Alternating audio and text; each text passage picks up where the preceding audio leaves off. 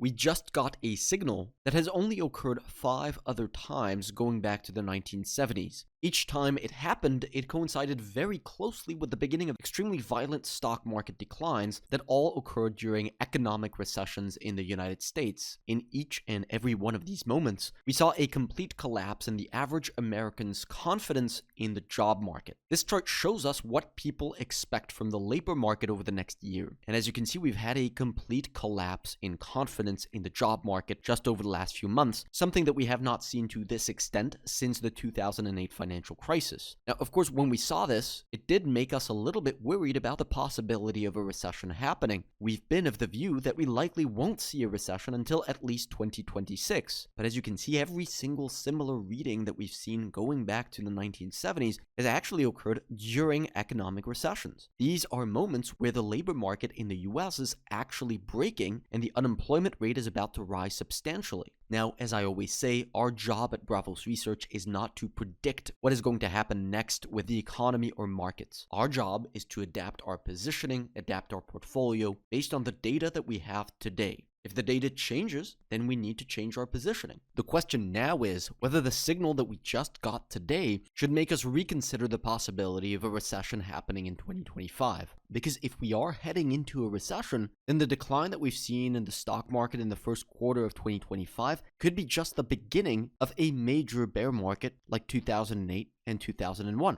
By the way, if you're looking for the best broker to use to make rapid trades on a user-friendly platform, we personally use Capital.com. This is one of the best and most natural platforms that we've found for high-speed trading, whether you have a small starting capital or millions to trade. You can pretty much trade everything on their platform, and you can even connect them to TradingView, which is quite incredible. We also recommend Interactive Brokers. They have an exceptional platform for professional and beginner traders with all of the tickers that you need, and they actually have the lowest broker fees of all platforms. You'll find our affiliate links to Capital.com and Interactive Brokers in the description down below. Throughout history, when we've seen such a large deterioration in consumer confidence, it has almost instantly been accompanied by an actual deterioration in the labor market data, as you can see from this gray line. Now, today we haven't seen the actual labor market data deteriorate yet. If consumer confidence is right about the labor market again, that could mean we see a very sudden shift in the labor market over the next couple of months. But before we jump to any conclusions just based on this chart right here, it's always important to keep in mind the context that it is associated with.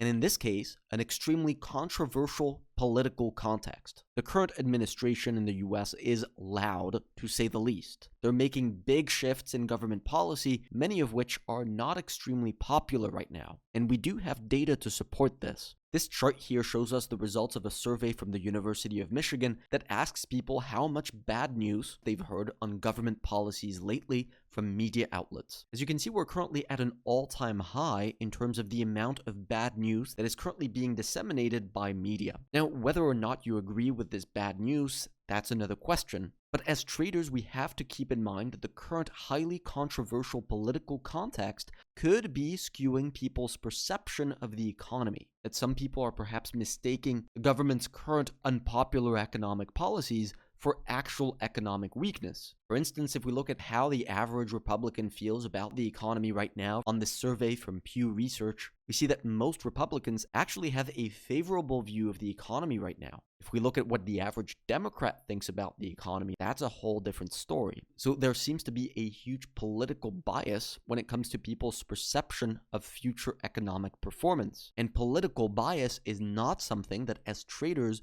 we want influencing our decisions. What we want to be looking at is hard data, hard facts. This is a chart showing us the payroll data for the US, and it shows us that we saw 228,000 jobs added for the month of March. This is not data that you usually get during a recession. When you look at previous recessions in 2008 and 2001, for example, first of all, in the lead up to the recessions, you never had this many jobs added to the economy. The payroll data usually hovered below 100,000 jobs per month. And then at the start of the recession, it dipped into negative territory. Of course, it could very well be that tariffs accelerate the path towards a recession, forcing a wave of layoffs in the coming months, bringing the economy into a recession. If this happens, the stock market may be heading for a decline that is much worse than what we've already seen, and much similar to what we had in these two instances. But for now, the job market data that we are getting is actually very strong, and periods where the economy was adding this many jobs per month tended to actually coincide with strong stock market performance. Yet despite that, the S&P 500 has seen the biggest liquidation event since COVID-19, before that the financial crisis, and before that 2001, all occurred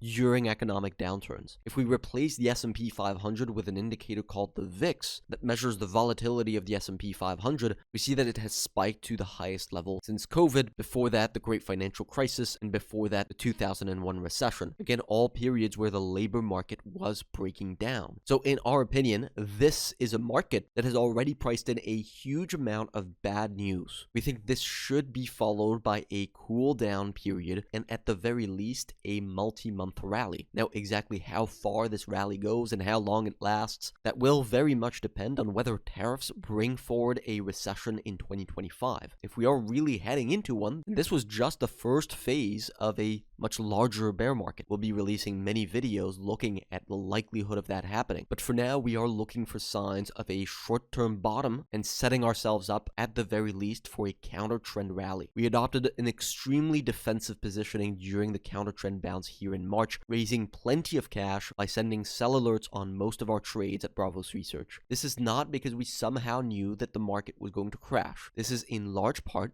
because our indicators were telling us to adopt a more defensive posture. Traders who stayed greedy during this period were of course completely wiped out. Now, to be clear, we are not in a rush to get back into the market. We want to see stocks find their footing. It could take a few weeks, and if they do, we'll be looking to get back into the market much more aggressively for a sustained rally. If you want to have access to all of our trades, we send you notifications for each step of every trade, from the buy alert, booking profits, and completely closing out the position. I also take our clients through these market conditions throughout the week, showing you everything that we're looking at throughout the trading week. If you're interested in that kind of service, make sure to check out our website.